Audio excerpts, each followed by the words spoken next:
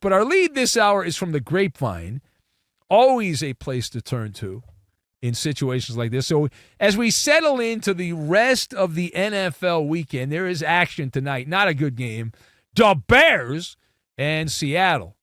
Geno Smith, terrible historically as a favorite, taking on the Chicago Bears. But the story out of Chicago involves the coaching carousel if you have not been paying attention. And I don't blame you. You have an excuse if you haven't been paying attention. So we've learned that former USC head coach and head coach of the Seattle MALLER phone at Pac-10 Media Day many years ago. But Pete Carroll has expressed interest in the Chicago Bears head coaching vacancy and would like to return to the sidelines next season. Of course, he's not going to wait 5 years at his age. He's got to get back on the sidelines next season. This, of course, there's a lot to it to chew over, so let's get into it. Now, Adam Schefter tossed out that report on Christmas Day, and that created a firestorm by Schefter. So let us discuss the question.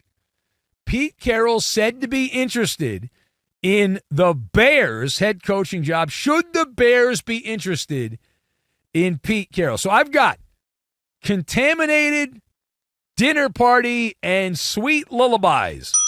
And we will combine all of these things together, and we are going to make a cocktail on the rocks is what we're going to make. So to kick off the talk festivus here, if the owner of the Bears was hands-on, then the answer is yes, right? But that's not the case. Like, should the Bears be interested? Yes. Pete Carroll's been proven to be a solid, not great, but a solid NFL coach.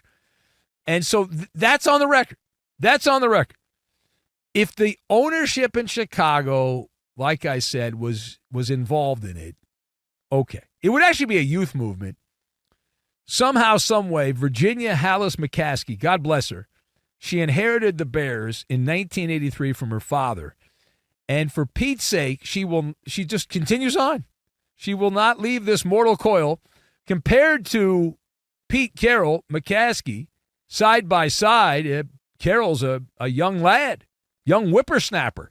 McCaskey, she's about to turn 102 in early January. 102. Owner of the Chicago Bears. Pete Carroll's 73. That's a 29-year, just about 29-year age gap, if my mathematical skills are accurate. And in terms of energy, unless Pete has lost it over the last year, we haven't seen him in the public eye as much. But Pete Carroll has always moved around like the Tasmanian devil. Full of life, right? Full of life, bouncing around a lot. Now, despite all that, we have a feeling that the owner, the soon-to-be 102-year owner of the Bears, Virginia Hallis McCaskey, is, rather than focusing in on who's the coach of the Bears, she's focusing in on her warm oatmeal and applesauce. That's what she's focused on. So, in other words, the people who are calling the shots day-to-day for the Bears, who seemingly don't know what they're doing, you'll see more of that tonight as they take on Seattle. But the people that are in charge there have been contaminated with ageism, which is odd because their owner's over 100 years old. But it's deeply ingrained in the NFL. If you don't believe me, go to Chapel Hill, North Carolina, where Bill Belichick is looking to get NIL deals because he couldn't get a job in the NFL, even though he's the all-time winningest coach. Everyone wants the next Sean McVay. They don't want Pete Carroll. They don't want Belichick. They want young. They don't want old. All right, now, furthermore, we pivot now, piggybacking on this Pete Carroll to the Bears story, a media fisticuffs, a rhubarb involving insider on insider crime. Now, if you love this kind of stuff, it is a humdinger of a story. So Adam Schefter had the report on Christmas Day that Pete Carroll, full-throatedly, that Pete Carroll was considering getting back into the game. And he claimed that there were league sources and all that. He said there were three teams, the Bears, the Jets, and the Saints, that are in the market for head coaches who can help reset. Pete Carroll can reset the culture. And so they said few coaches have been more effective than Carroll at doing just that. That was the report from Schefter, and the Bears were directly tied to it.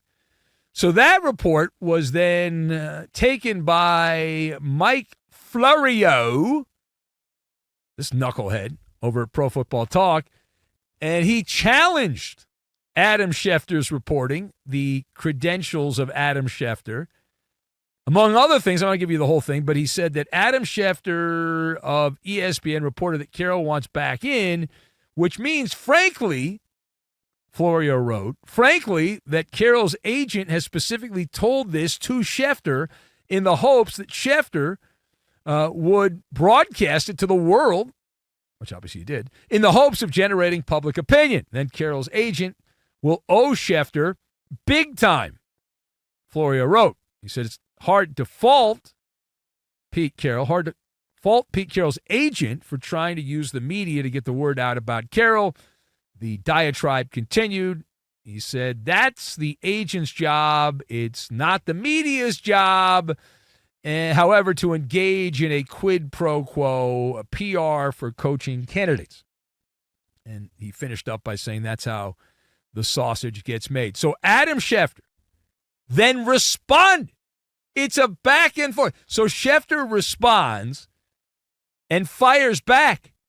He's got his blowtorch, and he's like, all right, I'll go back. I got my flamethrower. So he goes back at Florio, and he says, everything you say here in the story, and he had a link to it, is 100% wrong, Schefter wrote. 100% wrong. Keep up the guesswork, and Merry Christmas, is what he said. So where do you fall? That was most of it. Where do you fall on the media brouhaha between Mike Florio and Adam Schefter? So where do you fall on that? So now back in the day, I did deal with both these guys. When I had my website where I was doing gossip, I dealt with Schefter. He was a writer in Denver.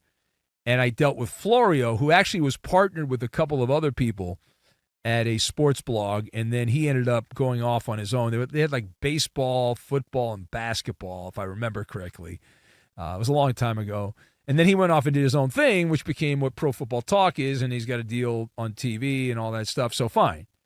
But having dealt with these guys a little bit, it's Adam Schefter all day. Adam Schefter is good. He's a mensch. He's a good person, Adam Schefter. And it causes Florio heartburn. He's got heartburn. He's got anxiety because he wants to be what Schefter is, and he's just an aggregator, right? Which is fine. I did that. He's an aggregator. But it's really just a dinner party of two. Dinner party of two. Florio's having supper with the green-eyed monster. Jealousy, right? Now, the smart money, never bet against the smart money. The smart money says that Florio wants the same preferential treatment that Adam Schefter's getting, which obviously we play a game sometimes. I'm sure we'll get back to this in 2025, but we play a game, who leaked the story? And these type of stories obviously come from agents or from the person involved directly, meaning in this case, Pete Carroll. They rarely come from the team because it's not in the team's interest to throw that out.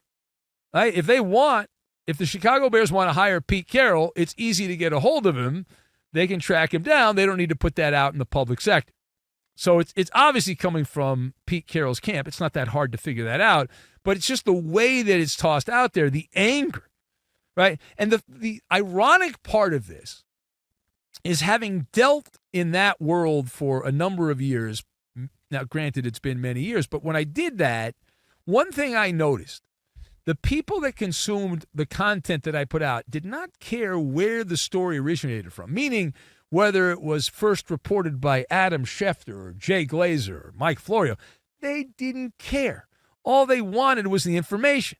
In fact, whoever gave them the information, that's who they believe created the information, and that's just the way humans are wired.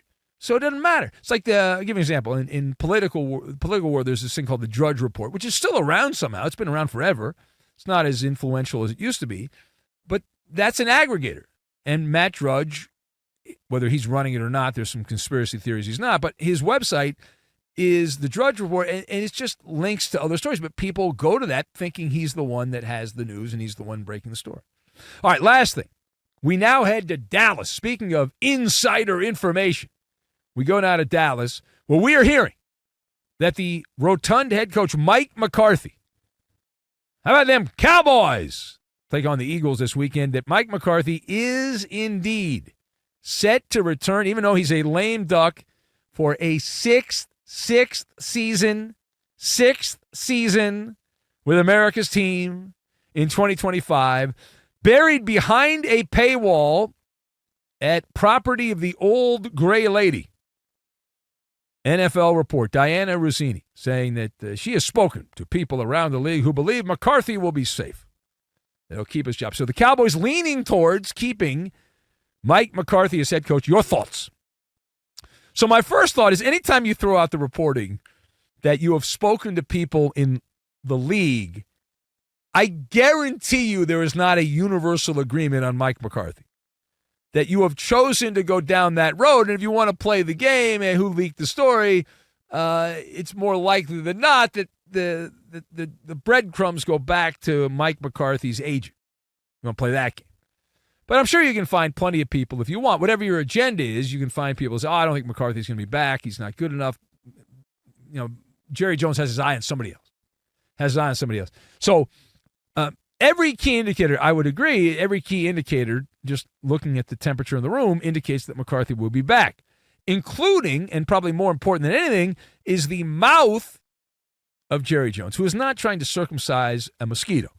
Jerry Jones was singing sweet lullabies about McCarthy on his weekly radio appearance in Dallas the other day, and was just slobbering all over the coaching staff in general, beaming with pride as he sung those sweet lullabies, Jerry Jones, about the coaching staff led by Mike McCarthy. So Jerry said the Cowboys are, quote, growing mentally and physically by leaps and bounds. Now, that is a dead giveaway. Makes you think that Jerry's already made his mind up. He said the Cowboys have an outstanding future ahead of them, even the roster. Which really sounds like game, set, match. Now, if the Cowboys go out the final couple games here and get blown out and things go sideways, then we can revisit this. But we do the show today. The opinion as of today is the obvious one that it's all but signed, sealed, and delivered for Mike McCarthy to return as coach of the Dallas Cowboys.